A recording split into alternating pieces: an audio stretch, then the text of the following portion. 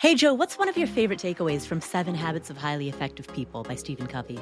Don't drink your bathwater. He doesn't say that. Oh, personally, I really like the 3 buckets.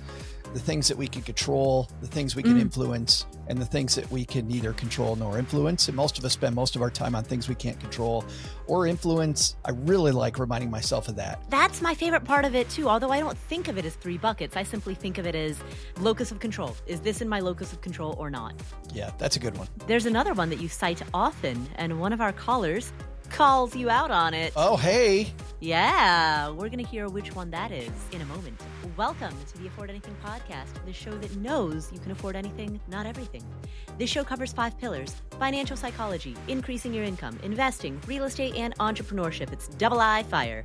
I'm your host, Paula Pant. I trained in economic reporting at Columbia. Every other episode-ish, I answer questions from you, and I do so with my buddy, the former financial planner, Joe Saul-Sehy. What's up, Joe? Oh, man, I'm so excited about today. We've got some fun questions. Amazing I think questions. It sounds like. Yeah, great questions. Let's start with this first question, which comes from Jared.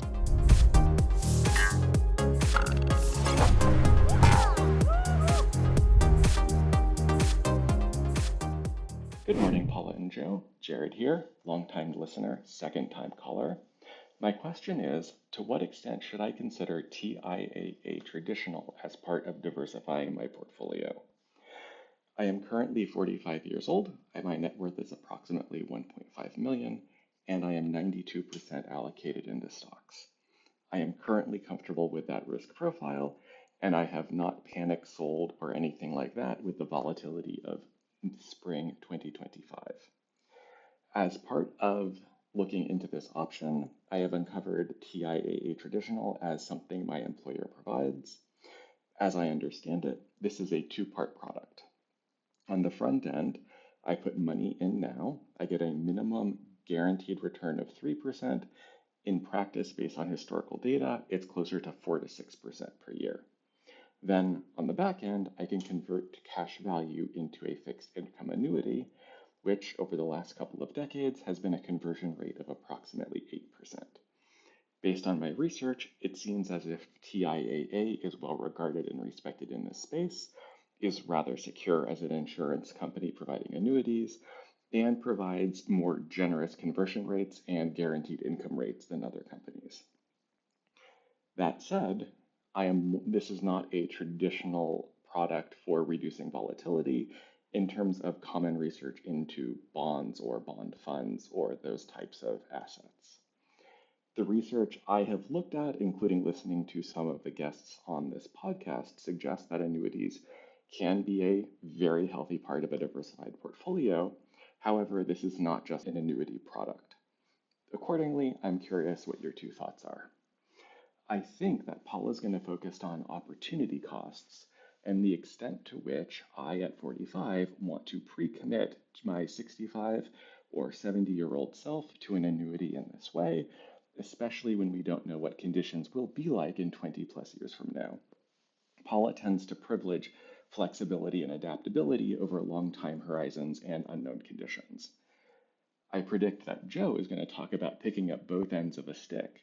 And while the annuity product would probably be healthy in a diversified portfolio all told, the other end of the stick in this case is the below market returns, which for someone at my age, I could really be losing out on a lot of returns over the next 20 years should I invest this money separately and then convert later, even if that conversion rate is going to be lower than what TIAA might provide. Thank you both in advance for your time. I look forward to your answer. Jared, I love the question, and you nailed what... No, Paula, not at all. I was going to talk about opportunity cost, Jared, and I'm upset that you assigned that to Paula. He nailed it, but also the portion of Jared's prediction in which he said, Joe, that you would talk about the loss, what he could otherwise make if he were to invest this in the market, that's probably what I would lead with, even beyond flexibility. Well, there, you got us mixed up. But he also, he nailed the prediction of me valuing flexibility over long time horizons. He nailed it. Yeah, and he's not wrong about how I would have answered it. Yeah, Damn exactly. it, Jared. Damn it. He should start a betting site for how you and I are going to answer these questions because that was a really good guess as to exactly what we were going to say. Okay, so can we go on to the next question then? We should probably elaborate out on that answer. And actually, I do have more. I think he is partially off on what my answer would be. Oh, done. Where did he get it wrong? I don't think he got it wrong at all. I think you can do better. And I appreciate that he understands that, which makes this juicier because, as I've also said in the past, the key to any great strategy is knowing where the Achilles heel is. If you think your strategy doesn't have an Achilles heel, you just haven't found it yet because everyone does.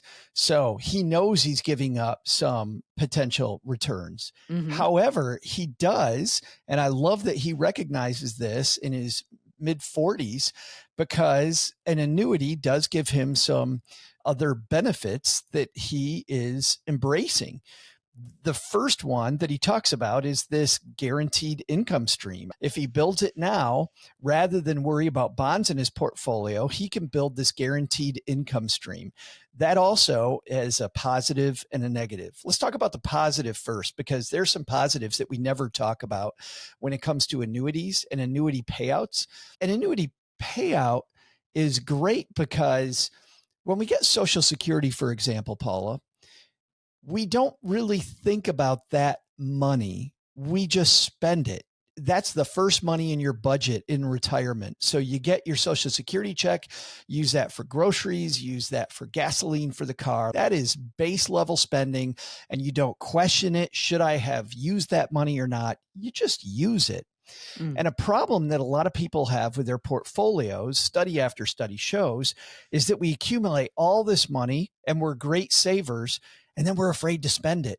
And what ends up happening is we do less and we have less happiness and we worry more because I'll tell you, as a former financial planner, I could tell you all day over and over that even though that graph is showing you with less money every month as you're spending it down, you're still going to be okay. People still tend to freak out when the graph goes down. Yeah. After spending an entire lifetime knowing that you have an income stream, right? Knowing that your whole life, starting from the age of 12 when you begin your paper route or babysitting, or 15 maybe when you get your first job at McDonald's, starting from early adolescence and then throughout your entire life, you're used to money always coming in the door. And so even as you spend, you know that's going to be offset by the fact that new money is still going to be flowing in. And it's incredibly hard to suddenly, in your 60s or 70s, wrap your head around the idea of spending with nothing new flowing through. And I love how your afforders are recognizing that. We had that call recently from the gentleman was like, do I put it in the Roth IRA because I'm afraid that I'll be afraid to take it out? Yeah. Like people get that. I got this money in the tax shelter and I love the tax shelter, so I don't want to take it out. And he already knows that is the wrong answer, not taking it out. So the great thing about the annuity is that when that becomes an income stream, you just spend it. You just spend it, which is great because it's going to add to your lifestyle. It's going to give you some freedom from worry. That is awesome. So the answer is, on paper, can you do better by not doing the annuity? 100%. And by the way, there's a reason for that. And this is not annuity companies ripping you off. That's the reason we hear all the time is annuity companies are ripping you off. Let's talk about what an annuity is. And Jared also referenced this. Jared said he recognizes this is different than a bond. It's an insurance policy. An annuity is an insurance product. Whenever you take control away from you, and you decide not to insure, in this case, AKA invest in a diversified portfolio for myself to insure my future, and I'm going to hand that over to an insurance company who's going to insure my future income streams, they're going to get paid. They're going to get paid, and they're going to make sure that you win, but they win too. So it is the necessary evil of getting a guaranteed payout every month. TIAA very respected. He doesn't get this wrong. TIAA, very respected company, one of the best in the annuity business. I love TIAA. And in disclosure, in the past, I've had a relationship with TIAA where they paid me, but I was gleeful that TIAA wanted to work with me because they're a kick-ass company. I thought gleeful. So. I was gleeful. I've never heard anyone say that word. I think I've only ever read it. I gleeful. skipped to mom's basement to the microphone every day because TIAA is great. And by the way, TIAA works with some of the smartest people in America. TIAA is the main provider of college campus retirement funds. So smart people hire TIAA. I'm a client of TIAA. I'm not compensated by them in any manner, but I am just a regular run-of-the-mill individual client. Yeah, I haven't been compensated by them in 7 years, maybe, and I still love them. But anyway, so if you're going to pick an annuity provider, TIAA is a fine one, but they're going to get paid.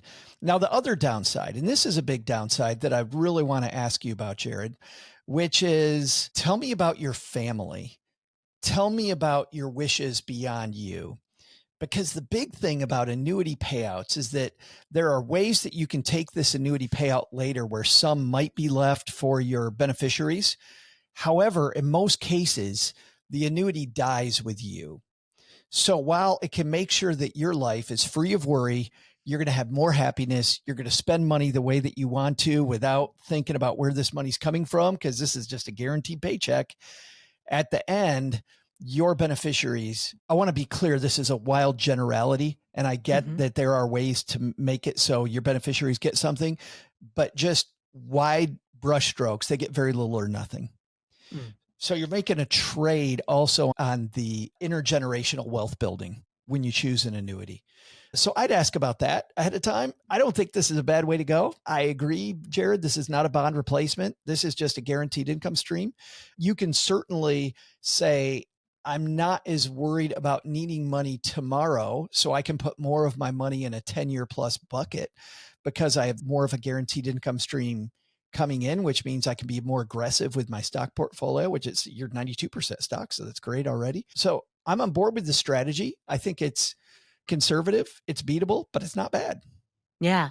And you know what I like, Jared, about your approach is that you're offsetting being more aggressive with your asset allocation. You're offsetting having a very high equities allocation with something that on the other side is quite conservative, which is an annuity. And I generally like, even though technically it's not what is commonly referred to as a barbell allocation, it has the ethos, the spirit. It kind of is, yeah. Right? Yeah, it has the ethos of a barbell allocation, which is also what I use and what I really like. I like the two ends of the extreme, highly conservative on one side and then highly aggressive on the other side. Jared, did we surprise you? That's what I want to know, because what I really want is didn't expect that.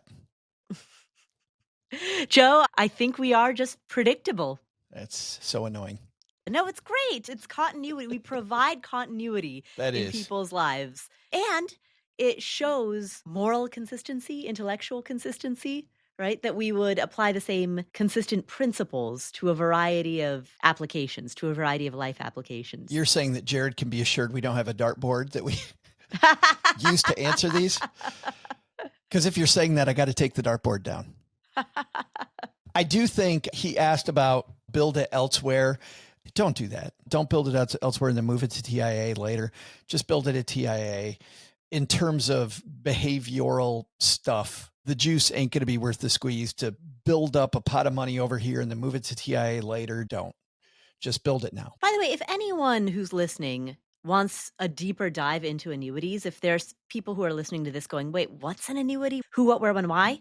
We're going to link in the show notes to a couple of episodes that we've done that are deep dives on annuities. So that'll be there for anyone who wants that background primer. But for the most part, annuities are not something that I proactively would ever suggest to anyone. But for somebody like Jared, who clearly has done his research, he knows his stuff, he knows the pros and cons, he's thought about it, and this is the path that he wants, I think that's great. Me too. So thank you, Jared, for the question. Our next question comes from Jack. Hi, Paul and Joe. Jack here. I have a question about asset location. I feel pretty good about my wife and I's asset allocation, what funds we've chosen to buy, but I try to do a deep dive into where we should be holding each of these funds, across taxable, pre-tax, Roth, and it's got my head spinning just a little bit. big picture backing up, we really only have variants of 3 funds. I say variants because I don't want to differentiate between VTI and VTSAX, for example. So I'm just going to give the 3 big picture variants. We have what I'll say just domestic, think VTI, Vanguard Total Stock Market Index. We have international, the Vanguard Total International Stock Market Index, VXUS. And then from before we married, my wife has a sizable position in Fidelity Blue Chip Growth. And I guess the big picture question here really is, where should we be placing each of these 3? Should VXUS be in taxable? Should VTI be in Roth? That sort of thing.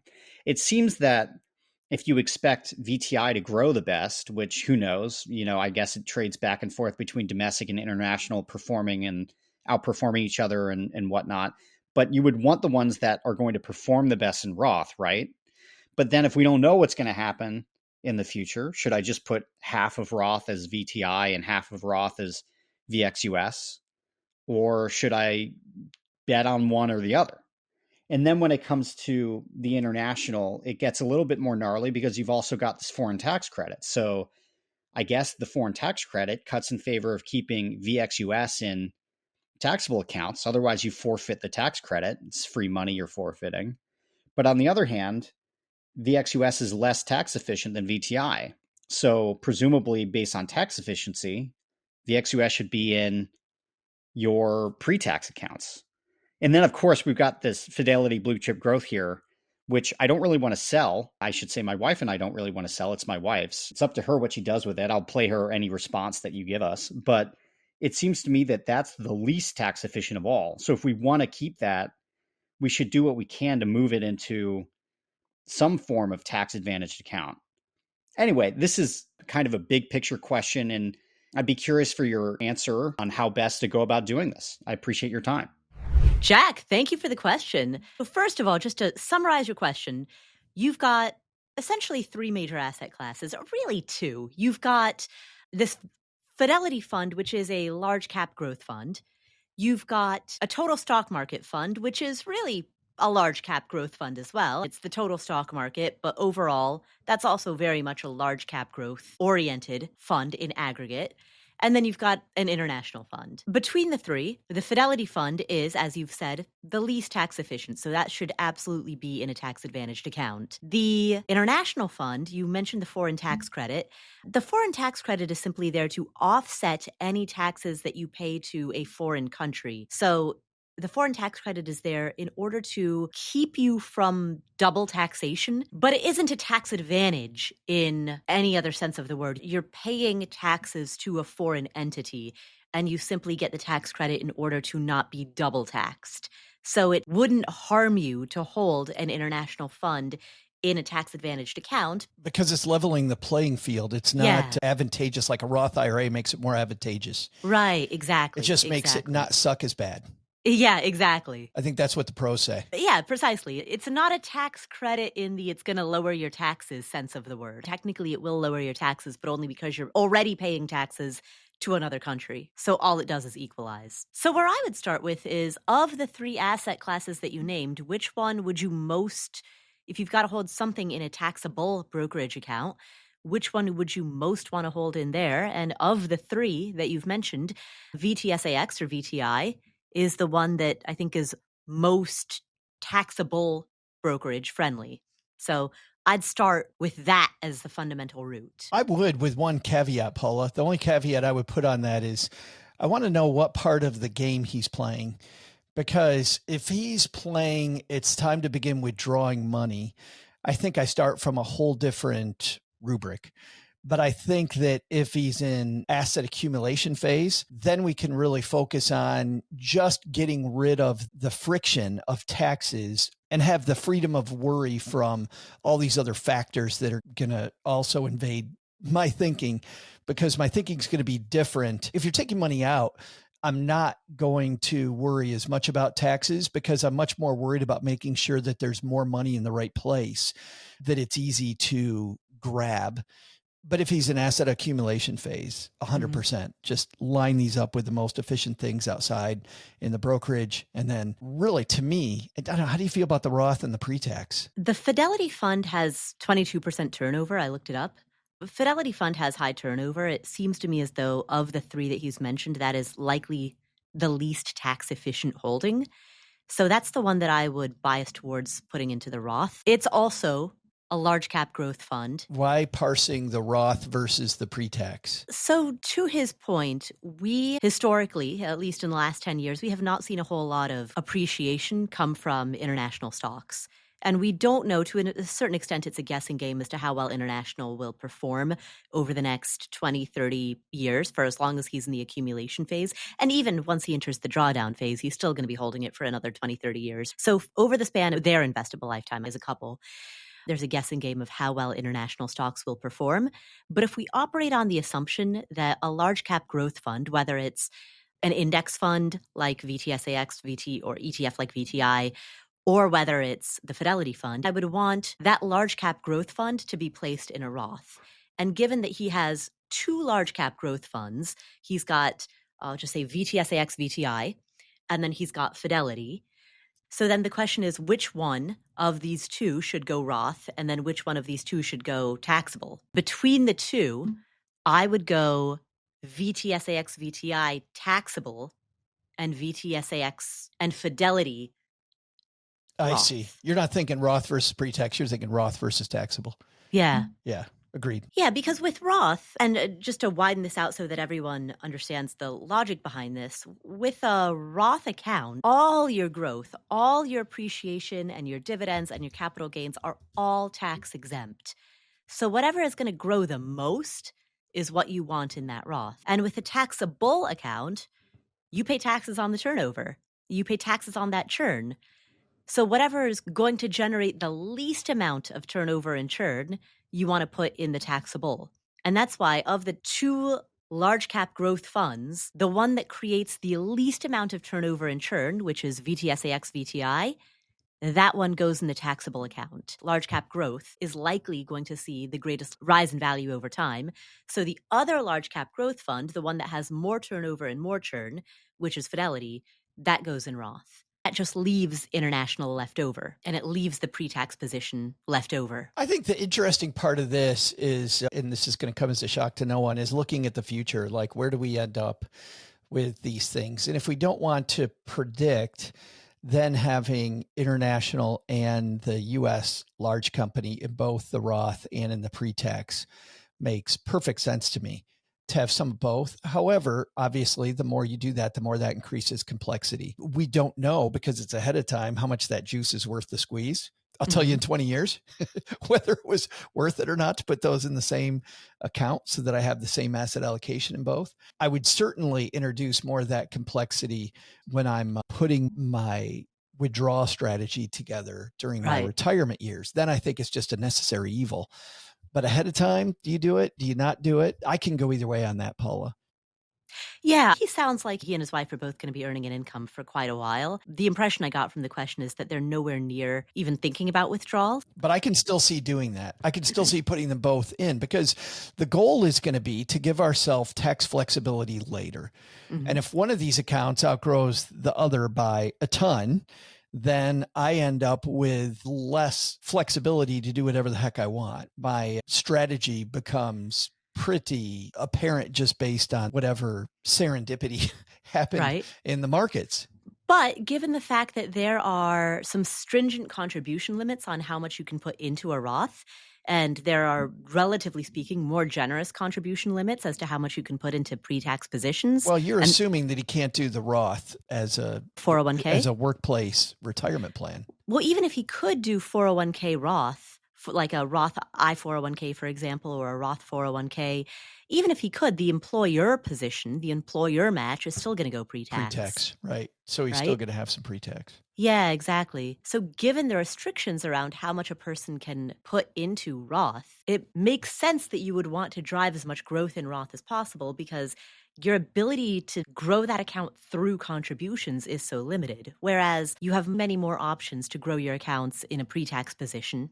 And you have no restrictions, of course, on growing your accounts in taxable position. So from the contribution side, he can, over time, redirect where he makes new contributions if the Roth starts outpacing things and he wants to catch up more in some of the other positions in pre-tax or taxable. During retirement years, we're both assuming, Jack, that this is not your question, but during retirement years, I just don't start from here.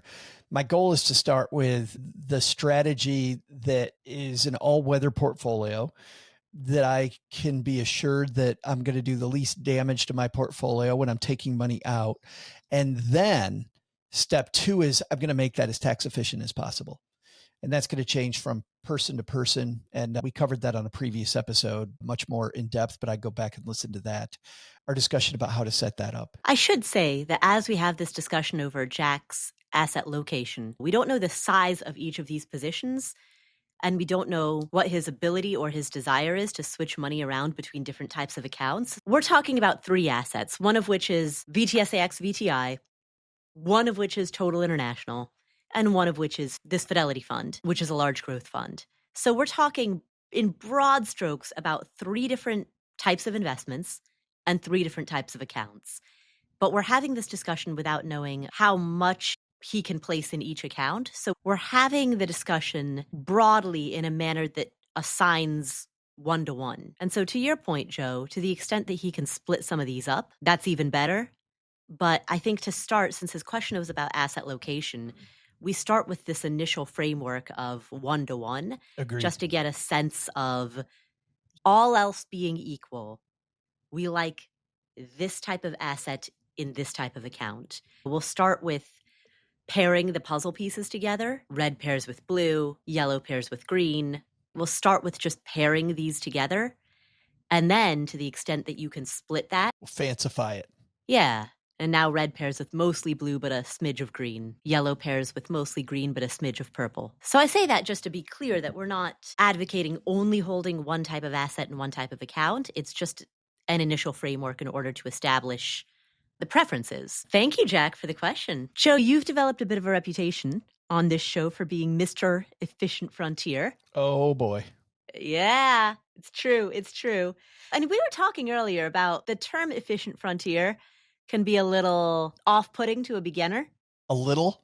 Oh, yeah, a lot. Efficient frontier? Yeah, it's like it feels weighty, right? It's horrible. I listen to anybody talking about efficient frontier and I immediately go, oh man, that sounds complicated. Exactly. It sounds off-putting. It's a terrible name. But once you grasp the concept, it's not that it's simple, not nearly as difficult. Exactly. It's a beautiful concept with a terrible name. But anyway, our next question is about the efficient frontier. Exactly. That is what we're going to address. Our final question today comes from Anonymous.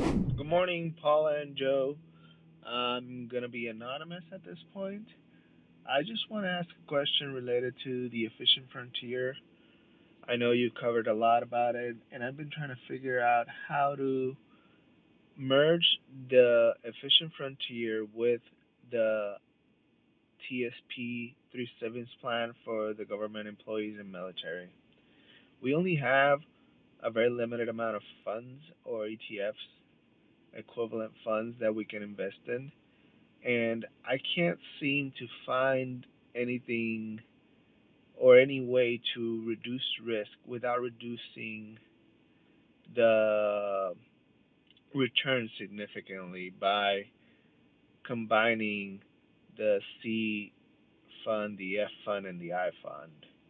Basically, we have a fund that tracks the S&P 500. We have a fund that tracks international, except for China, and we have a fund that tracks small cap. The C fund would be the S&P 500, the S would be the small cap, and the I would be international. I tried going in through the efficient frontier as Joe showed and suggested and couldn't figure out how it could possibly improve. I currently have 60 in the C fund, 20 in the I fund, and 20 in the S fund, and believe that's a pretty good mix. But wanted to ask you guys, how would you suggest or how would you see about evaluating the correct mix of these funds in order to approach a more efficient outcome. Thank you. All right, Paula, we want to have some fun? Yeah, let's do it. Let's do it. Step one, we got to give Anonymous a name. Oh, we do. Do you got one? So the concept of the efficient frontier came from a guy by the name of Harry Markowitz. Oh, this is great. I like where you're going. I think it'd be very funny if Harry was asking us questions about how to do his thing. So Harry Markowitz is an economist who in 1952 won the Nobel Prize for his development of modern portfolio theory. And the efficient frontier is a big cornerstone of modern portfolio theory, the thing for which he won the Nobel Prize. In the efficient frontier, there's a graph, there's a hyperbola, and that hyperbola is actually referred to as the Markowitz bullet. So, in honor of Harry Markowitz, who developed the efficient frontier and modern portfolio theory, I'd like to name this caller Harry. I love that. Yeah, how to use my thing. How to use the thing I developed. That's fantastic. So do we want to do this live, Paula? Let's do it. So for those of you who are listening via audio, I'd encourage you to check out the YouTube video of this because we're going to be showing some images on screen that walk you visually through the efficient frontier. So tune into the video. It's on YouTube, youtube.com/affordanything. So if you are walking the dog or out on a jog, whatever it might be, I'll just describe what we're doing. So the first thing you do, you go to portfoliovisualizer.com. And as always, if you remember, there's a big green button over here on the left that says get started. We do not want to go there. Ignore it. Ignore the button. You can use it later for other things. It's a great website, but we're not going there. We're going up to the upper right where there's a button that says tools. We're going to click that drop down. We're going to go right down here to Efficient Frontier, and we're going to click that, and it brings us to our configuration. Now, this is where Harry is going to input the things that are available in the Thrift Savings Plan, the plan that he uses through the government. Very simple plan is going to make this very easy to look at the Efficient Frontier. So the first thing that I'm going to do is I'm going to click up at the top. It says portfolio type. It defaults to tickers. Mm-hmm. We do not want to use ticker symbols. We want to use just asset classes because the Thrift Savings Plan choices I, S, and C that he's going to put into his configuration, those three choices are just really straight indexy kind of choices. So we're going to just do the asset classes. The second thing that we're going to do is then we're going to select the asset class. So the C fund is US large cap. The I fund is international ex US. There we go. And then the S fund is small cap. So for those of you who are listening via audio, Joe just selected those off of a drop-down menu.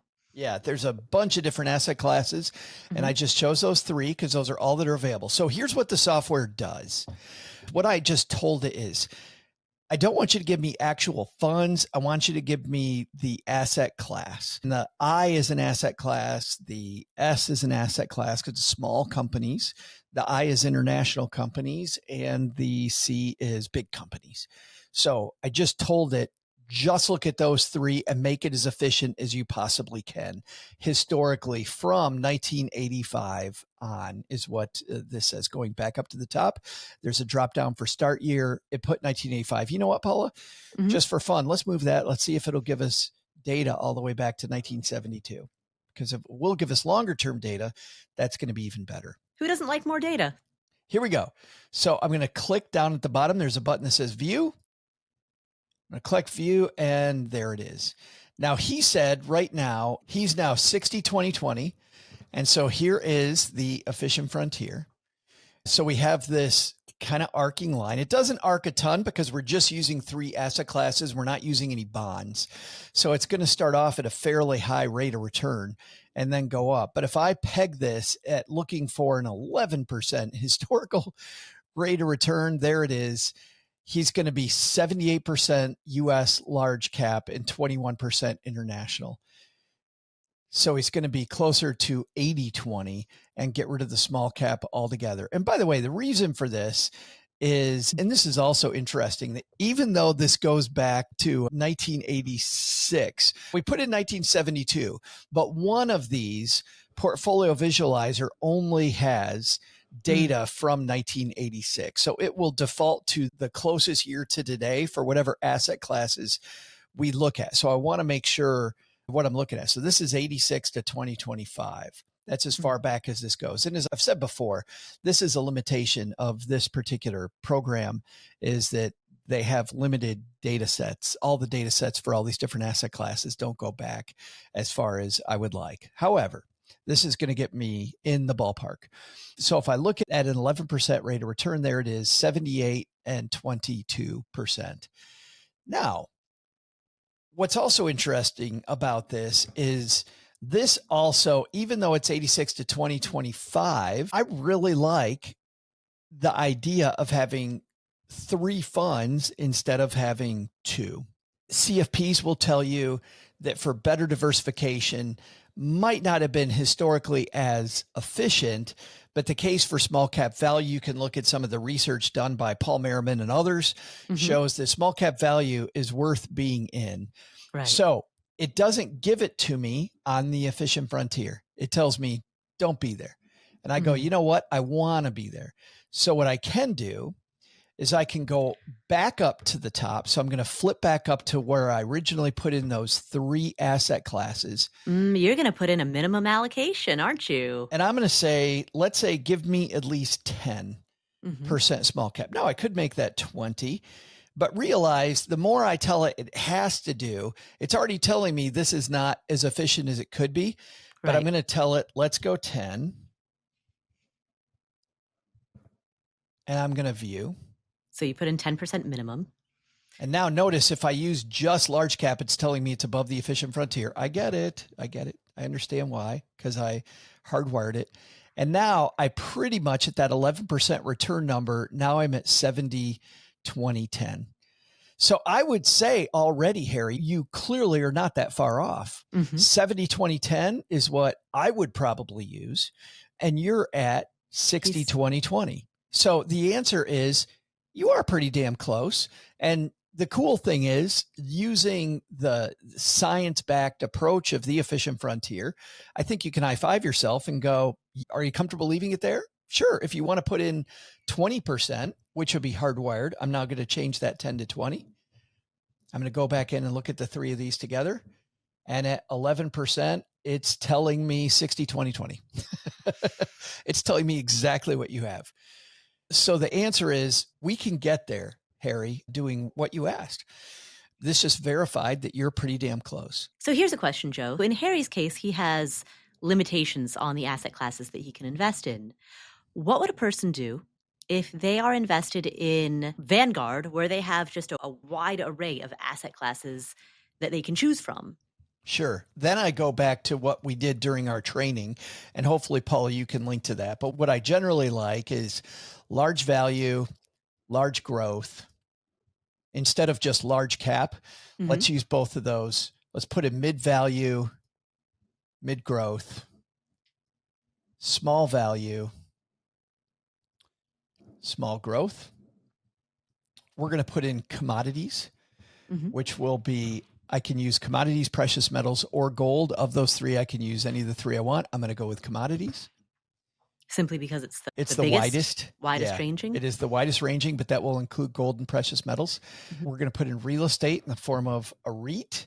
And then I'm going to put in, of course, my international developed ex-US. And then I'm going to put in emerging markets. And in other places, by the way, you can see we can get as granular as we want. Yeah. I could have, in other places, I've said that you could just use 8 different choices, because a lot of people here will take out commodities and they'll just use international by itself instead of international and US markets. And then you have 8. I will often default to 9 because I love emerging markets myself. So I'll put those in as a different asset class. And then I will use the long-term treasury market, corporate bonds, and high yield bonds, because high yield bonds will act like a hybrid between stocks and bonds. So where's my high yield corporate bonds? There it is. And now I have 13 asset classes, which is generally the widest that I get. Oh, but 13's an unlucky number, Joe. Oh, no. What about total international? So I'm curious as to why you chose international developed ex-US rather than total international, which includes US. Because I've already got US up here with large cap, mid cap, and small cap. I've already taken the US market and I've parsed it out to be 6 things, and I don't want overlap. Cool. I want to keep my meat from touching my potatoes. And now now it says I've repeated large cap growth. Where have I done that? Oh, I accidentally did that. I like that it pointed that out. So let's go mid cap growth, mid cap value. There we go. Now I've got it right. And we click the button. And now look at what we've got. Look at that. A much more robust graph. And if I go up here to the same spot, 11% return, 77% large cap growth, 23% treasuries. That's a big treasury allocation. But what's interesting, Paul, you know how you like the barbell? Yeah. It's telling us barbell's efficient. Barbell's a great way to go. Stick with the U.S. growth as your driver of growth. And then during the down times, use the treasuries. Now, of course, a CFP looks at that and goes, I'm not going to bet everything on large cap growth. And I know that the U.S. market, by a lot of different factors right now, is pretty heated. So what this is also telling me, though, that the last 10 years are factored in. So a CFP will then begin putting in a few minimums on some of these. So again, I can go to this small value, let's say, and put in a 10. And I can go to the developed markets and maybe put in international developed markets and put in a 20.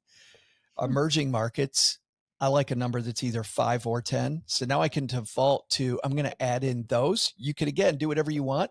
Back when I was designing portfolios professionally, I actually found that we got a calmer ride by even putting 5% commodities into the market, 5% gold. I hate gold as an asset class, but it really calmed down the portfolio. Karsten Big Earn, he, in his Safe Withdrawal Rate series, did a study on what would happen if you added gold to your portfolio. His bias was that he thought it would make it worse. That was his hypothesis going in, and it actually turned out it made it better. So if you want to read that, it's Karsten's Safe Withdrawal Rate, article number 34 on the Safe Withdrawal Rate series. And here you'll see it gives me an efficient frontier that really rides those guardrails, 20, 10, 10. Now we're down to 15% treasuries and 40% large cap. Right. But a much more rounded out, less bumpy ride if you look at the standard deviation on this portfolio. However, standard deviation goes down, but look what else went down. The expected return went way down.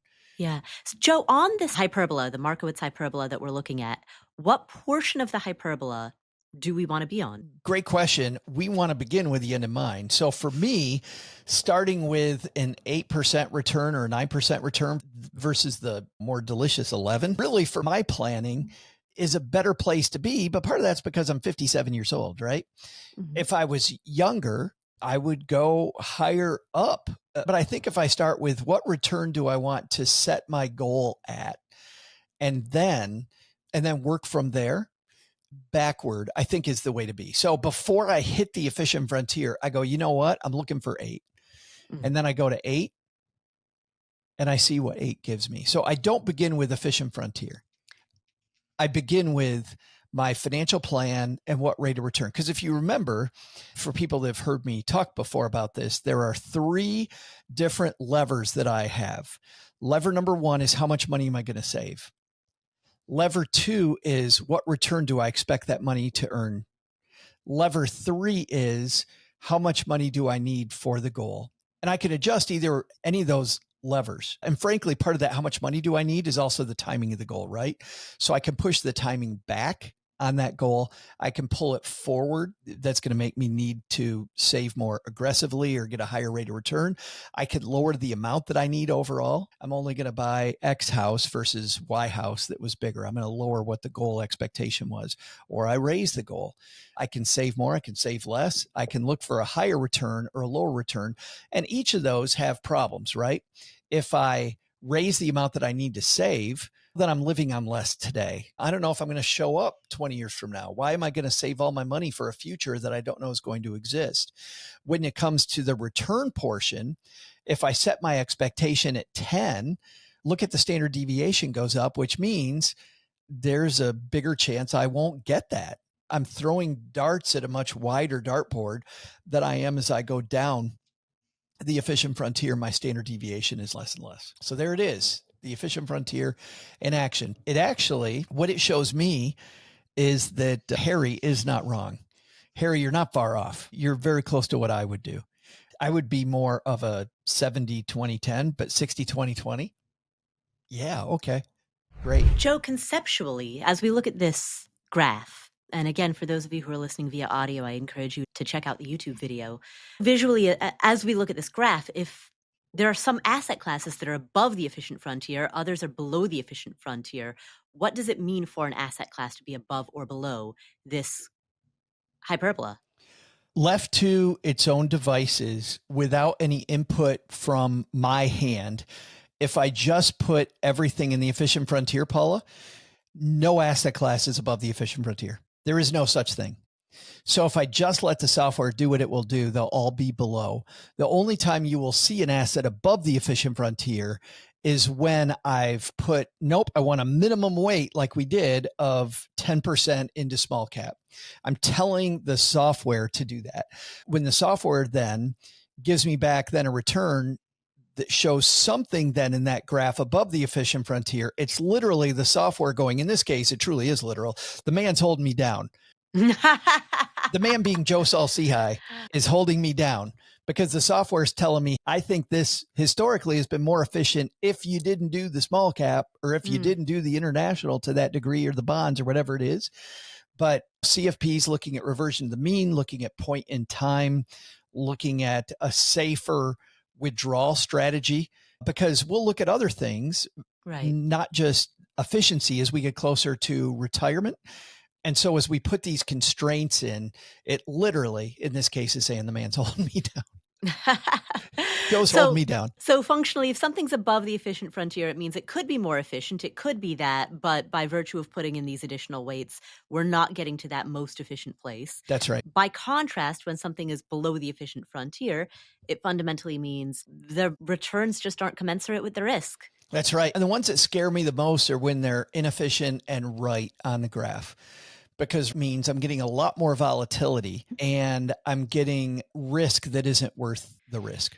And commodities are both far on the right side of the graph, but below the line of the efficient frontier. And it's interesting because if you look long-term, if you take REITs long-term, the North American Real Estate Index and the S&P 500, they're not that different, which goes back to when I first introduced this on your lovely show, Paula, that the S&P 500 left to its own devices is not that efficient. The VTSAX, not that efficient. It's when you pair it with other assets that you start getting some pretty exciting results. It's funny because I love analogies. And I remember when I was in this wine tasting class and this guy, Vincent, who owned the local wine shop, taking us through it. And he was a wonderful teacher. Vincent said, you know, this idea that drink whatever wine you want with whatever food, everybody's always, oh, pair this with this. And then there was that backlash, people going, just drink whatever the hell you want. Mm-hmm. Forget about all this. He goes, that backlash is BS. And he took a glass of wine, and I don't remember what wine it was because I'm not an expert. He took a glass of wine and then he gave us a green grape. And he had us drink the wine with a green grape. And the wine tasted just 100% awful. And then he gave us a blue cheese with that same wine.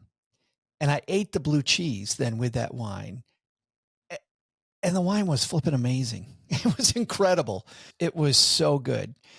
And I think that's what Frank Vasquez and his obsession with risk parity, it's all about this combination of food groups, in this case, asset classes, that together create this great stuff. But other asset classes together are horrible. An example, people think that stocks and bonds together make the portfolio less correlated.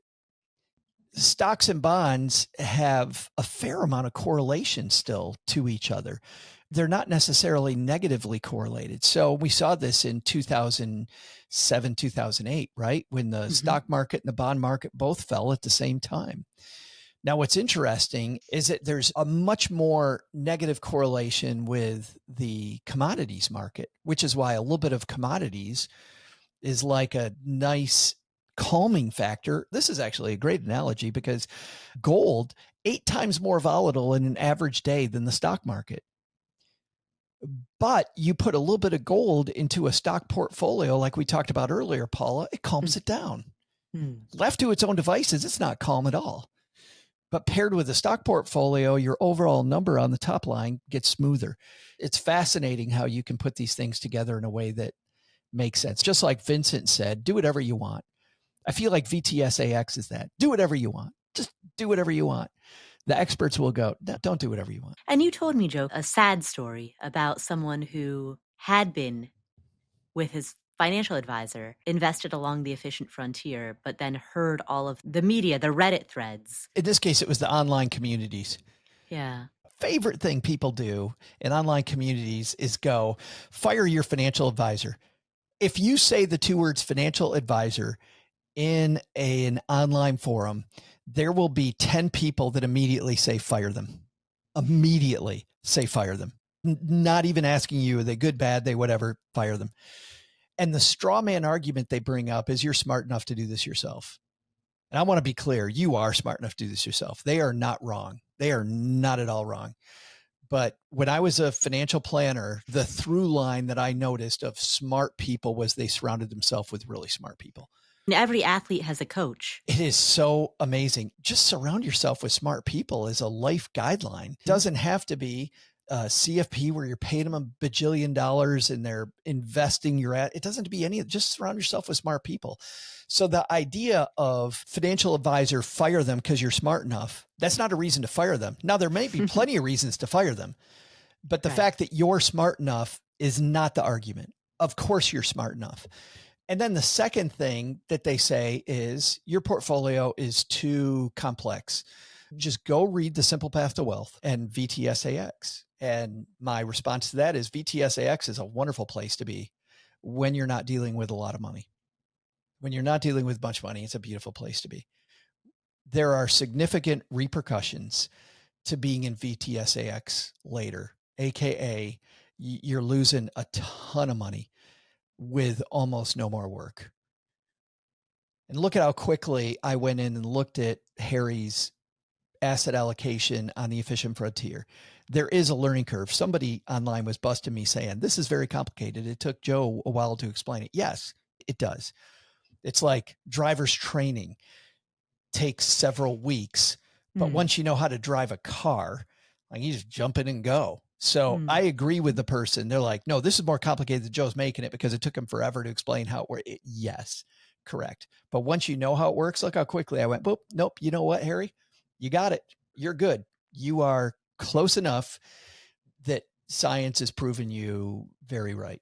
Then can I ask a couple of additional follow-up questions? Oh boy. No, I think our time is up. That's all the time for questions we had. So this is a question. It actually came in the form of a comment, but one person asks, if you are rebalancing your portfolio along the efficient frontier, would that be 36 separate transactions across our family's accounts? So in other words, do you rebalance by individual account? Do you balance by total sum across all accounts? Do you have to make tons and tons of different transactions? I think this is the same comment, Paula. I think this is a person that was telling me how complicated it really is because I read this one as well. And the answer is you can. If you decide to do this at rebalance where you have a different efficient frontier in every single account, then certainly. Clearly, that's never been what I'm about. I'm about simplicity. And so if you're in asset accumulation years, then I'm going to take that efficient frontier and then I'm going to answer Jack's question and I'm going to look at these different asset classes and go, what goes where? Where am I going to put them based on how I'm saving? And I'm going to put some here. I'm going to put some here. I'm going to put some there. And when I reallocate, I'm going to look at all these accounts and I'm going to try to keep my portfolio as simple as possible. So if the efficient frontier is along, if I'm using 13 different asset classes, notice it didn't spit out 13. It didn't spit out 13 different things. It Right. still spit out like 5. When the efficient frontier gives me something that says you should have 0.75% in small cap growth, I don't need to be that efficient.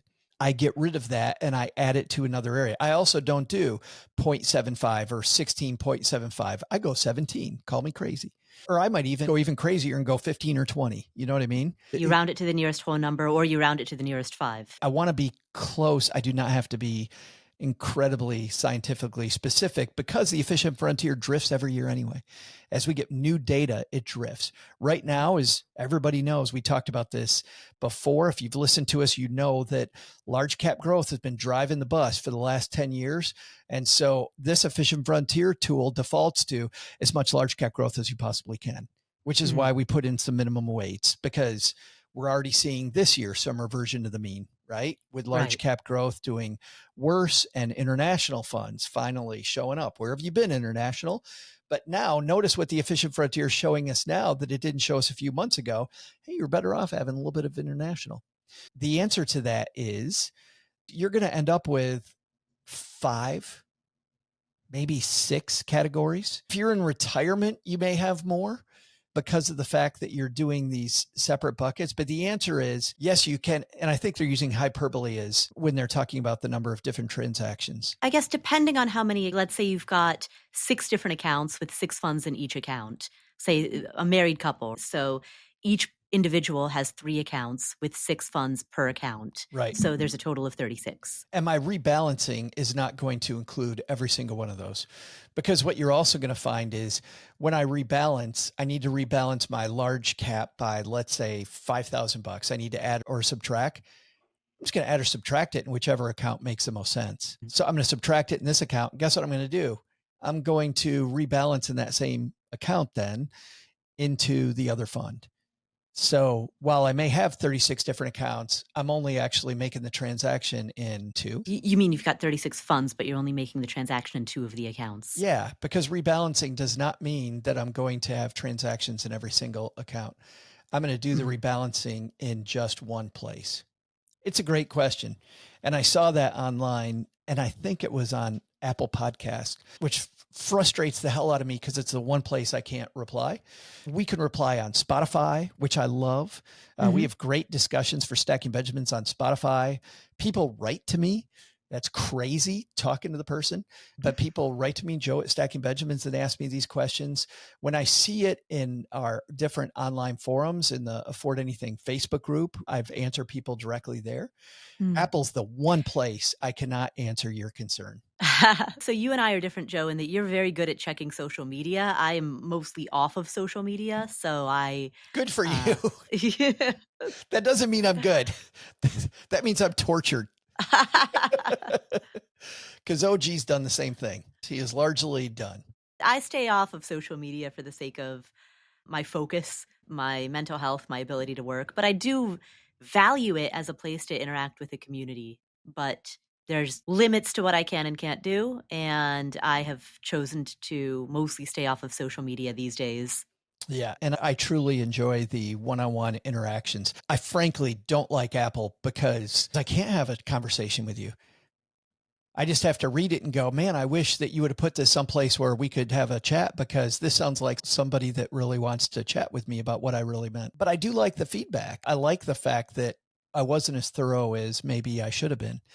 And maybe I should have explained this or used an analogy differently. So I like the feedback. I just like that I can't help you. I'm not as worried about people kicking me. Yeah, when you're in the public eye, that happens a lot. Yeah, when you do what we do, okay, people are going to do whatever. But when I saw a comment like that I can clearly help you do this better, and I can't because of the forum that it's in, that's when I get frustrated. So I want to be clear. I am happy for people to say they don't like me. That's fine. Well, I'm not happy.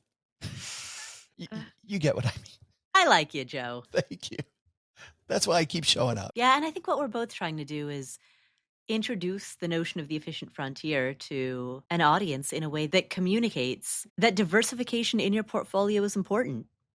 And just VTSAX alone is not going to give you that diversification. And this really beginner process of getting comfortable with the efficient frontier can show you some cool things. Look at for Harry. Really, Harry didn't say it this way, but I think I'm close. Can you help me? And the answer is, yeah, you're really close, which is great. It's a great feeling. I love this when I was a financial planner, when somebody would walk in and I'd be able to say, you're doing a really great job. And sometimes people would go, you know what, I studied this and I worked really hard. And in other times it was a complete freaking accident. But either way, it's awesome. Yeah. It's fantastic. Joe, thank you for taking all of this time. And thank you for being Mr. Efficient Frontier, as you've become known. All right, Joe, where can people find you if they'd like to know more? You can find me and sometimes the Paula Pant at the Afford Anything Show. We call it the greatest money show on earth. It's a great... I think it's called the Stacking Benjamin Show, Joe. Did I call it the Afford Anything Show? You sure did. Oh my God, that's funny. I'm taking over. So you can find me here. It is now my channel. It's the Stacking Benjamin Show, the greatest money show on earth. And we call it that because of the fact that we try to surprise and delight you, because it's a little bit of a financial circus there. Everything from some great mentors, some of the top minds in the business. We've had a lot of the Ritholtz people talking about financial planning, Josh Brown and Barry Ritholtz himself, Nick Majuli on the show, some of the greatest minds in the personal finance media space, Jill Schlesinger, Gene Chatsky, some of the big time people there, but also just great conversations on our roundtable discussions on Friday and a little bit deeper dive on Monday with Doug and my co-host OG. So come check us out. Fantastic. And thank you to all of you for being afforders. If you enjoyed today's episode, please do 3 things. First, share this with the people in your life. Share it with your financial planner, your wealth manager, your lawn mowing and landscaping services people, your lifeguard at the local community pool, your TIAA representative. Oh, yeah, that annuities person. Share it with them. Share it with your dentist. Share it with the person who sells you dental insurance. Share it with all of those people. That is the single most important way that you spread the message of FIIRE. Number 2, please open up your favorite podcast playing app and leave us a review. Tell us what you enjoy about the show. As you can tell, we read all of these and really take them to heart. So please leave us a review on your favorite podcast player. And while you're there, make sure that you've hit the follow button so you don't miss any of our amazing upcoming shows. And of course, subscribe to our newsletter, affordanything.com/newsletter, where we share deep dives that you won't find anywhere else. Thank you so much for being an afforder. I'm Paula Pant. I'm Joe Saul-Sehy. And we'll meet you in the next episode.